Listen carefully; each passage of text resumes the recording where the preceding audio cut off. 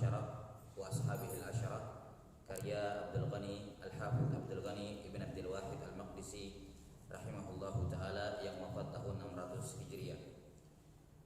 Masih dalam pembahasan berkenaan dengan rasul-rasul atau utusan-utusan Rasulullah sallallahu alaihi wasallam. Disebutkan oleh beliau di sini ada 11 utusan yang dikirim oleh Nabi sallallahu alaihi wasallam ya ke 10 tempat yang berbeda. Ya.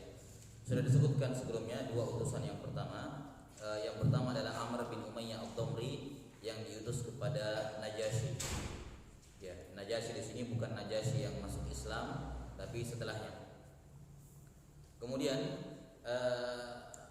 Dihya ibn Khalifah Al-Kalbi diutus oleh Nabi sallallahu alaihi wasallam kepada Kaisar Raja Romawi yang bernama Heraklius. Nah, ini dua. Kemudian yang ketiga sudah juga ya, Abdullah bin Hudzafah As-Sahmi. Sudah apa itu? Yang ketiga, berapa kemarin? 3 ya? Pekan lalu 3 disebut. 3 atau 2? Hah? Baru 3? Hah? 3. Berarti yang ketiga sudah juga ya, Abdullah bin Hudzafah As-Sahmi yang diutus kepada Kisra Raja Persia. Nah, di mana tanggapan ya ini satu-satunya tanggapan yang berbeda ya. Adapun Najasyi menerima dengan baik surat Nabi sallallahu alaihi wasallam walaupun dia tidak masuk Islam. Walaupun Najasyi yang ini tidak masuk Islam. Kemudian yang kedua Dihya Al-Kalbi yang diutus kepada Kaisar Herakl, dia juga menerima surat Nabi sallallahu alaihi wasallam dengan baik ya, namun juga tidak masuk Islam. Sementara yang ketiga di sini Raja Persia, ya Kisra Raja Persia ini merobek surat Nabi sallallahu alaihi wasallam, maka Allah Subhanahu wa taala menghancurkan kerajaannya dan kerajaan kaumnya. Ya. Sekarang kita lanjutkan di utusan yang keempat. Kata penulis rahimahullahu taala, wa ba'atha Rasulullah sallallahu alaihi wasallam Hatib bin Abi Balta'ah Al-Lakhmi radhiyallahu anhu ilal Muqawqis Malik al-Iskandariyah wa Misr. Ya, Rasulullah sallallahu alaihi wasallam mengutus Hatib bin Abi Balta'ah Al-Lakhmi kepada Al-Muqawqis. Al-Muqawqis ini gelar untuk Raja Iskandaria dan Mesir di masa itu. Nah, Hatib bin Abi Balta'ah radhiyallahu taala anhu adalah salah seorang sahabat ya yang hadir di perang Badar. Dan ini sudah cukup menunjukkan keutamaan beliau radhiyallahu taala anhu. Hatib bin Abi Balta'ah radhiyallahu taala anhu. Beliau pernah melakukan kekeliruan ya, di masa Nabi sallallahu alaihi wasallam. Ketika itu Hatib bin Abi Balta'ah radhiyallahu anhu membocorkan atau ya bisa dikatakan mengirimkan informasi tentang serangan kaum muslimin ke Mekah. Ya, ketika itu menjelang Fathu Mekah. Kemudian beliau radhiyallahu anhu memberikan sedikit informasi kepada suku Quraisy, ya, musyrikin Quraisy. Ya. Kemudian Nabi sallallahu alaihi wasallam memberitahukan kepada Ali bin Abi Thalib dan sebagian sahabat lain mengatakan, kamu sekarang berdua kejar ada seorang perempuan ya yang membawa surat dari Hatib bin Abi Balta'ah menuju ke kufar Quraisy di Mekah. Ya. Nah, dititipkan melalui seorang perempuan. Maka Ali bin Abi Thalib radhiyallahu anhu kemudian mengejar dan berhasil didapatkan perempuan tersebut. Dikatakan, kamu serahkan surat yang kamu bawa. Dan saya tidak bawa surat apa-apa. Ya, Ali bin Abi Thalib mengatakan tidak mungkin Rasulullah SAW berbohong. Ya, kamu serahkan suratmu atau saya lepaskan semua pakaianmu sampai saya dapatkan suratnya Nabi, surat yang disebutkan oleh Nabi Sallallahu Alaihi Wasallam. Maka dia pun akhirnya menyerahkan surat tersebut dan dibawa kembali ke Madinah. Ya, sebelum sampai ke tangannya musyrikin Quraisy. Maka ketika sampai di sana, ya Hatib bin dilihat suratnya tertulis dari Hatib bin Abi Balta'ah. Ya, maka beliau pun dipanggil dan dikatakan, "Ma hadza ya Hatib?" Apa yang kamu lakukan wahai Hatib? Katanya, "Ya Rasulullah, sesungguhnya semua sahabat-sahabat Anda yang dari Muhajirin itu punya kerabat di Mekah yang melindungi keluarga-keluarga mereka di Mekah. Saya punya keluarga di Mekah, tidak ada yang melindungi." Ya, tidak ada yang melindungi. Maksudnya beliau berijtihad. Ya, itu pun kalau kita melihat isi suratnya disebutkan oleh para ulama sirah bisa dilihat di Sirah Nabawiyah, di kitab-kitab sirah yang agak panjang. Disebutkan sebenarnya bukan informasi yang mendetail, cuman informasi umum gitu. Ya. Tapi intinya adalah tetap ini merupakan bentuk pengkhianatan kepada negara, pengkhianatan kepada Nabi SAW sebelumnya tentunya. Ya. Maka Umar bin Khattab radhiyallahu anhu mengatakan, "Da'ni ya Rasulullah adribu hadzal munafiq." Ya. Unuqa hadzal munafiq. Ya. Izinkan saya Rasulullah untuk memenggal leher munafik ini. Maka kata Nabi Shallallahu Alaihi Wasallam, ia menenangkan Umar. Kata beliau, Innahu syahida Badr. Wahai Umar, sesungguhnya Hatib menghadiri perang Badar. Ala ta'lamu ya Umar, tidakkah engkau mengetahui wahai Umar, Inna Allah attala ala qulubi ahli Badar, bahwa Allah sudah melihat hati semua prajurit perang Badar. Faqala i'malu ma syi'tum qad ghafartu lakum. Kemudian Allah berfirman kepada semuanya, silakan berbuat semau kalian, aku sudah mengampuni kalian. Yani satu-satunya alasan beliau Hatib bin Abi Balta'ah radhiyallahu taala an tidak dianggap sebagai munafik dan tidak dihukum sebagai pengkhianat karena Allah sudah mensucikan beliau sebelumnya. Ya, beliau hadir di perang Badar. Ya, beliau hadir di perang Badar. Perang Badar tahun kedua Hijriah. Dan ini kejadiannya di tahun-tahun 8 Hijriah. Nah, maka Umar bin Khattab radhiyallahu anhu berkata, Allah wa rasuluhu a'lam. Allah wa rasuluhu a'lam. Baik, di sini ini menunjukkan keutamaan sahabat Hatib bin Abi Balta'ah. Beliau bukan bermaksud untuk mengkhianati Nabi sallallahu alaihi wasallam, hanya beliau inginkan agar keluarga beliau di Mekah tidak dibunuh atau yang semacamnya, ada yang menjaga nanti di sana kalau terjadi peperangan. Sekedar itu, walaupun tentunya ini ijtihad beliau, ya keliru, salah, ya radhiyallahu taala, tapi ya semua kesalahan yang dilakukan oleh para sahabat radhiyallahu taala anhum ajmain ya hanya menunjukkan bahwa mereka manusia biasa, bukan manusia yang maksum, bukan manusia yang maksum. Ya. Dan kata Ibnu Taimiyah rahimahullahu taala, kesalahan apapun yang dilakukan oleh para sahabat radhiyallahu taala anhum ajmain, maka itu sirna dengan beberapa alasan. Alasan yang pertama, mereka telah bertobat darinya. Dan taubatnya siapa yang paling diterima oleh Allah kalau bukan taubatnya para sahabat? Jadi kalaupun kita dapatkan kisah cerita para sahabat berbuat kesalahan dan dosa, hatta walaupun kisah itu benar, maka kita katakan itu tidak ada artinya. Kenapa? Ada beberapa keadaan. Ada beberapa kemungkinan. Kemungkinan yang pertama, mereka telah bertobat dan pasti mereka sudah bertobat. Dan Allah Ta'ala menerima taubat mereka. Kemudian alasan yang kedua, mereka memiliki kebaikan, keutamaan seluas lautan, dan dosa mereka itu hanya bagaikan sedikit kotoran yang dilemparkan ke laut, tidak mempengaruhi laut tersebut. Kesalahan yang sedikit tersebut mau dihadapkan di hadapan kebaikan mereka yang seperti lautan tidak ada artinya, langsung hilang dengan sendirinya, terhapus dengan sendirinya, karena mereka memiliki kebaikan yang luar biasa. Kemudian kemungkinan yang ketiga, kalaupun semua itu tidak ada, maka dosa mereka akan terampuni dengan syafaat Nabi Muhammad SAW. Dan siapakah manusia yang paling berhak mendapatkan syafaat selain para sahabat Nabi SAW? Mereka orang yang pertama dan terutama yang mendapatkan syafaat. Ya. Maka karena tiga alasan ini, tidak ada sama sekali alasan untuk membenci, ya, bahkan tidak, walaupun sekedar berpikir negatif tentang para sahabat radhiyallahu anhum ajmain, tidak boleh sama sekali. Ya. Tidak boleh terbersit sedikit pun, ya, pikiran miring kepada sahabat Nabi sallallahu alaihi wasallam. Sama sekali tidak boleh. Hukumnya haram. Ya. Maka dan orang-orang sepeninggal para sahabat radhiyallahu anhum ajmain semuanya meminta ampunkan untuk para sahabat. Jutaan, miliaran orang meminta ampunkan untuk para sahabat radhiyallahu anhum ajmain yang telah diabadikan oleh Allah dalam Al-Qur'an.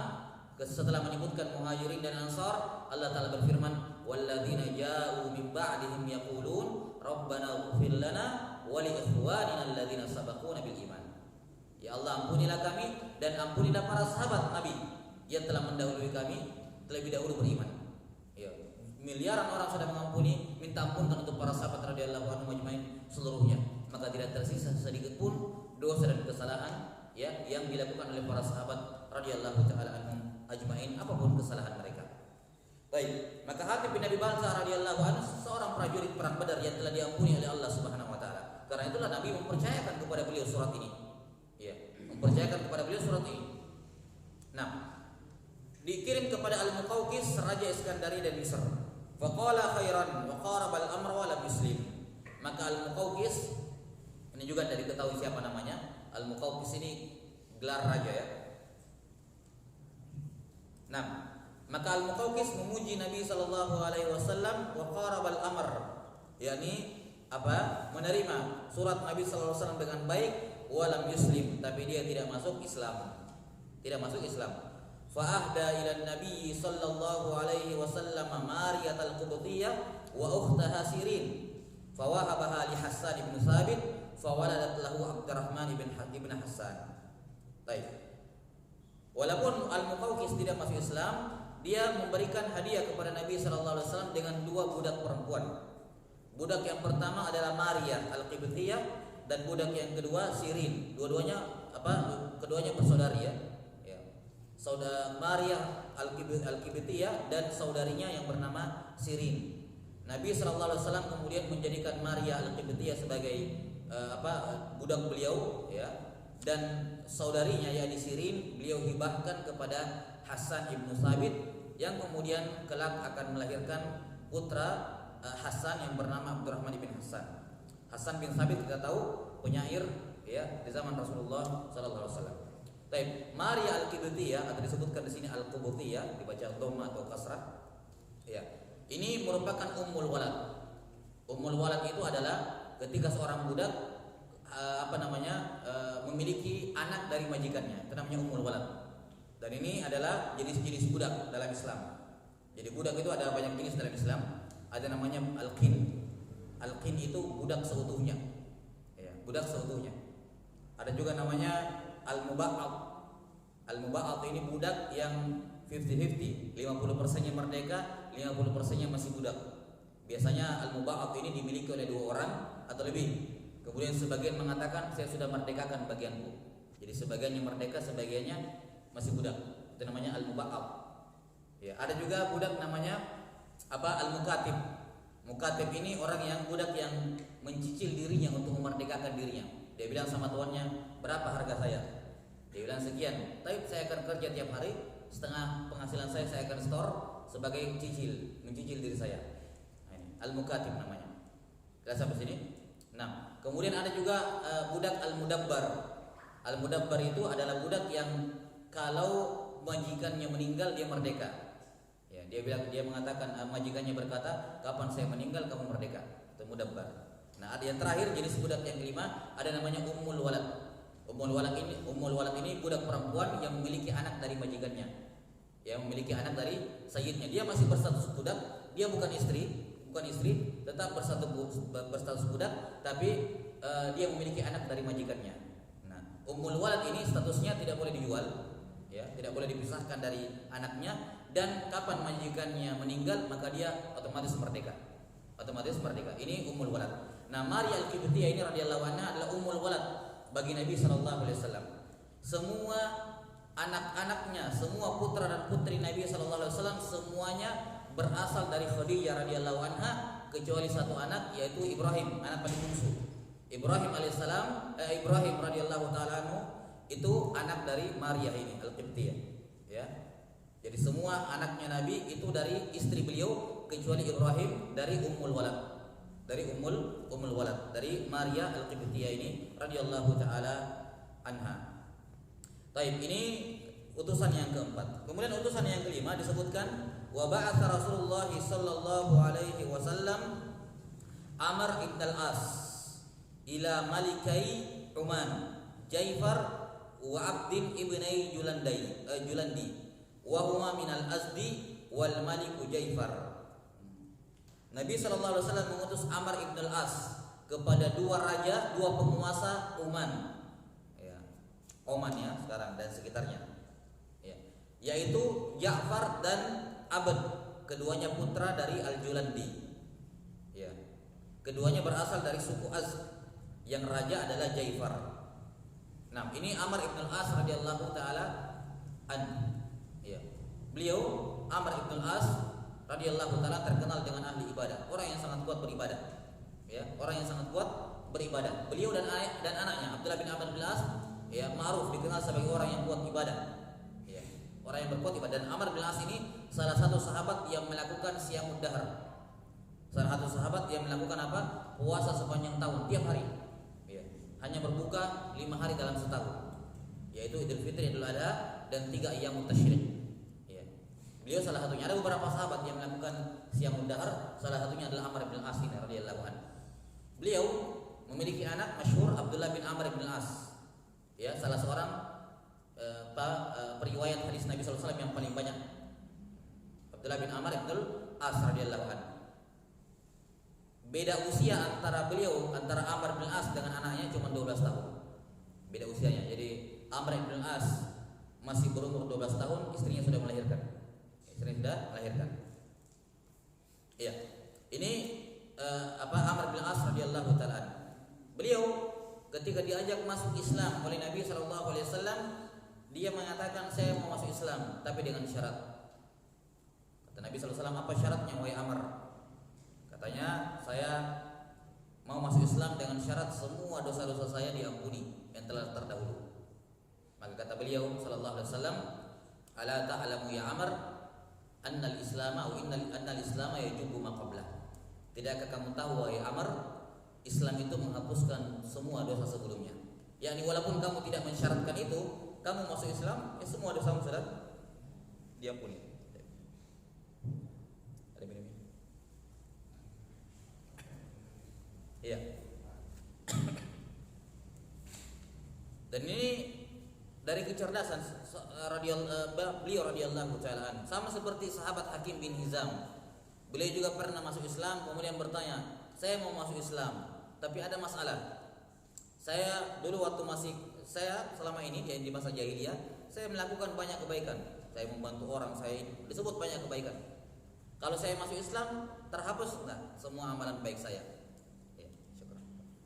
Terhapus enggak semua amalan baik saya? Kata Nabi sallallahu alaihi wasallam, aslamta ala ma aslafta minal khair. Kamu masuk Islam dengan membawa semua kebaikan yang pernah kamu lakukan dulu. Ya, ini tidak terhapus. Nah, maka ini dua sahabat yang terkenal masuk Islam dengan persyaratan mereka masing-masing. Ya, radhiyallahu taala anhum ajmain. Maka Nabi sallallahu alaihi wasallam mengutus Amr bin Al-As ini kepada dua raja Uman ketika itu, yakni dua orang bersaudara, yang raja adalah Jaifar ibnu Al-Julandi. Bagaimana tanggapan keduanya, Raja Oman ketika itu? Fa aslama wa saddaqa. Keduanya masuk Islam dan keduanya membenarkan Islam. Wa khallaya baina Amr wa baina sadaqah wal hukmi fima bainahum. Kemudian keduanya mengizinkan Amr ibn al-As untuk mengelola zakat di negaranya Oman ketika itu. Ya. Dia yang mengurus dan juga di semua keputusan hukum dikembalikan kepada Amr bin Al-As, yang dijadikan hakim di antara mereka setelah keduanya masuk Islam. Falam yazal indahum hatta tuwfiya Rasulullah sallallahu alaihi wasallam. Dan Amr bin Al-As terus tinggal bersama mereka sampai ketika Rasulullah SAW meninggal, baru beliau pulang kembali ke Madinah. Baik, ini utusan yang ke-5. Utusan yang ke-6, kata beliau, wa ba'atha Rasulullah sallallahu alaihi wasallam Salir ibn Amr ibn al-Amiri. Beliau Rasulullah SAW mengutus Salir ibn Amr ibn al-Amiri ila al-Yamamah, ke al-Yamamah, ila Haudzah ibn Ali al-Hanafi, kepada rajanya yang bernama Haudzah ibn Ali al-Hanafi. Nah, Al-Hanafi di sini nisbat kepada qabilah, ya, nisbat kepada qabilah. Nah, bukan Al-Hanafi nisbat kepada Imam Abu Hanifah, tapi Hanafi di sini adalah nisbat kepada kabilahnya. Fa akramahu wa anzalahu.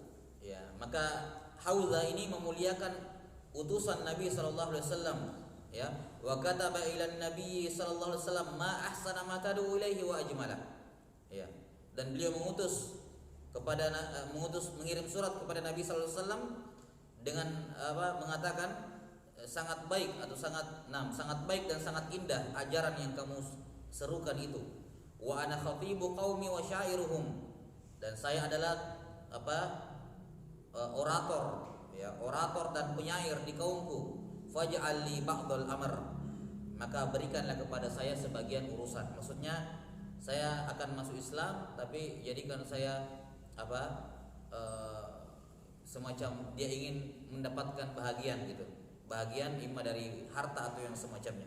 Dia minta persyaratan berupa ingin berkuasa juga di situ. Ya.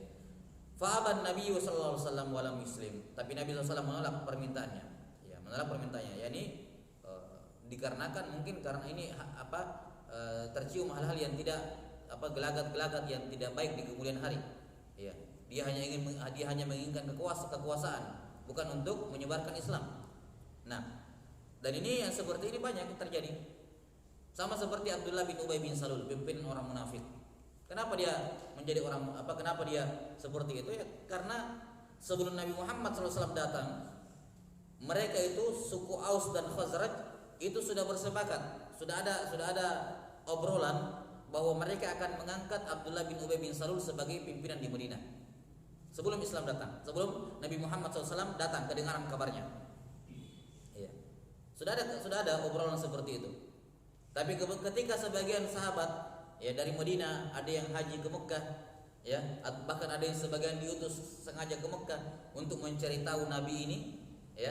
Kemudian Nabi sallallahu alaihi wasallam ya, ketika mereka bertemu dengan beliau di Mekah, beliau ajari mereka, mengajak mereka masuk Islam, dan masuklah 12 orang ya ke dalam Islam. 12 orang pertama dari Madinah yang masuk Islam. Ya, 2 di antaranya Naqib, Nabi sallallahu alaihi wasallam yang ditunjuk oleh Nabi sallallahu alaihi wasallam untuk pulang ke Madinah dan menyebarkan Islam di sana, yaitu As'ad bin Zurarah dan Al-Bara' bin Ma'rur radhiyallahu taala anhuma. Nah, maka ketika Islam tersebar, mereka akhirnya tidak jadi mengangkat Abdullah bin Ubay bin Salul sebagai muslim, sebagai seorang raja ataupun pemimpin di Madinah. Maka itu membuat dia sakit hati, membuat dia cemburu, hasad, kemudian dia pun pura-pura masuk Islam. Namun ya menjadi pimpinan orang munafik. Taib wa mata zaman al-fathi. Ya. Kemudian siapa ini? Haudha bin Ali al-Hanafi ini tidak masuk Islam, ya, dan dia mati dalam pada zaman al-Fath, yakni pada tahun 8 Hijriah ketika Mekah dikuasai. Kemudian utusan yang ketujuh, wa ba'atha Rasulullah sallallahu alaihi wasallam Syuja' ibn Wahab al-Asadi ila al-Harith ibn Abi Syamir al-Ghassani Malik al-Balqa' min ardi Syam. Rasulullah SAW mengutus Syuja' ibn Wahab al-Asadi kepada Al-Harith bin Abi Syamir al-Ghassani, Raja Al-Balqa', salah satu daerah di negeri Syam. Ya, dia raja dari Syam. Itu waktu itu kan zamannya luas. Ada wilayah-wilayah yang memiliki raja-raja tersendiri. Nah, salah satu daerah atau wilayah di Syam ada Al-Balqa'. Abu Syamir Al-Harith ibn Abi Syamir ini adalah raja dari Al-Balqa'. Qala Syuja' radhiyallahu anhu yang diutus oleh Nabi, beliau berkata, "Fantahaitu ilaihi wa huwa bi Ghawqati Dimashq." Ya. Saya menjumpai dia ketika berada di Ghawqah Damaskus. Fa qara'a kitaban Nabi sallallahu alaihi wasallam tsumma rama bihi. Dia pun membaca surat Nabi sallallahu alaihi wasallam kemudian dia buang, yakni menentang. Wa qala inni sa'irun ilaihi wa 'azama 'ala dzalik. Dia mengatakan kepada sahabat Syuja' ini, saya akan membawa pasukanku menyerang dia, yakni menyerang Madinah. Wa azama 'ala dzalik, dia sudah punya tekad yang besar. Fa mana'ahu Kaisar, tapi Kaisar melarangnya karena wilayah di Syam ketika itu masuk dalam kekuasaan dalam kekuasaan Romawi. Jadi Kaisar ini menjadi penguasa dari raja-raja kecil di Syam. Nah, Kaisar melarangnya. Di mana Kaisar yang disebutkan tadi adalah Herakl. Dan Herakl sebenarnya mengakui kenabian kerasulan Nabi Muhammad SAW, tapi ya tadi dia tidak masuk Islam karena mengkhawatirkan kekuasaannya. Ya. Qala rahimahullahu taala, kemudian yang ke-8. Wa ba'atha Rasulullah sallallahu alaihi wasallam al-Muhajir bin Abi Umayyah al-Makhzumiyah ila al-Harith al-Himyari ahadi muqawalatil Yaman. Nabi sallallahu alaihi wasallam mengutus Al-Muhajir ibnu Abi Umayyah Al-Makhzumi kepada Al-Harith Al-Himyari, salah seorang penguasa di Yaman. 6.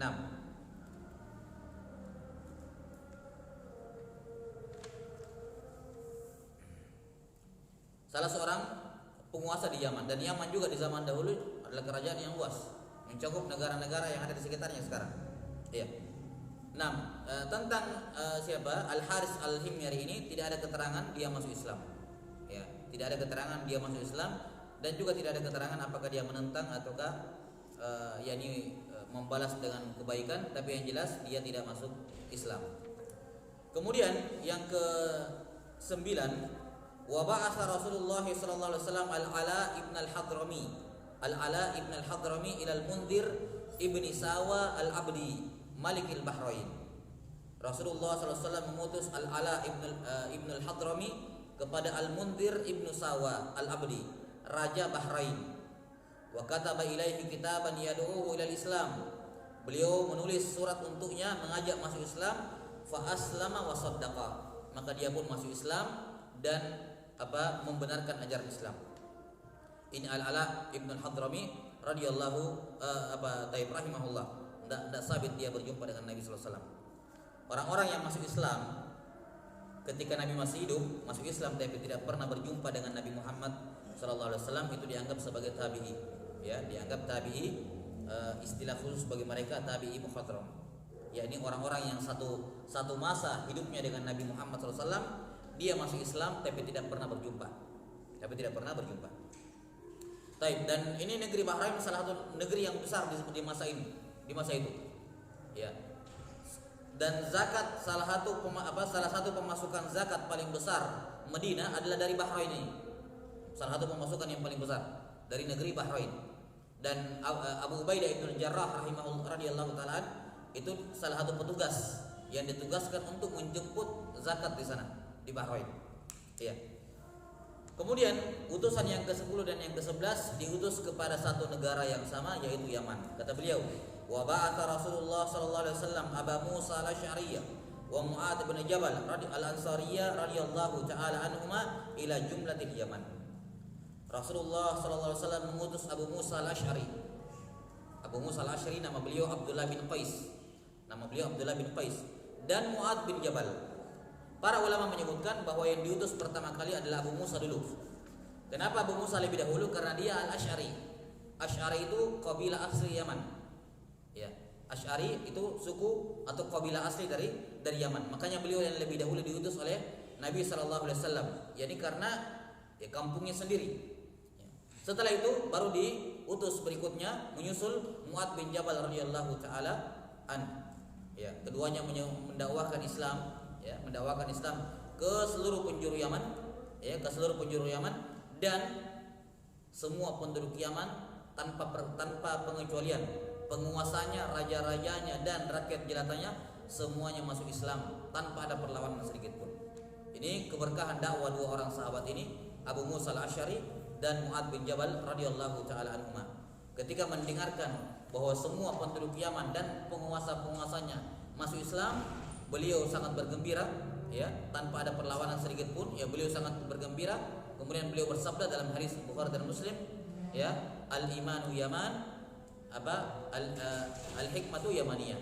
Ya, iman itu adalah iman orang Yaman dan hikmah adalah hikmahnya orang Yaman, yakni dikarenakan mereka masuk Islam tanpa ada sedikit pun perlawanan. Ya, mereka masuk Islam dengan sukarela berkat dakwah dari dua orang sahabat ini radhiyallahu taala anhum ajmain. Baik, ini selesai ya pembahasan berkenaan dengan utusan-utusan Rasulullah sallallahu alaihi wasallam kepada bangsa-bangsa ajam di luar Arab ketika itu. Wallahu taala alam bisawab.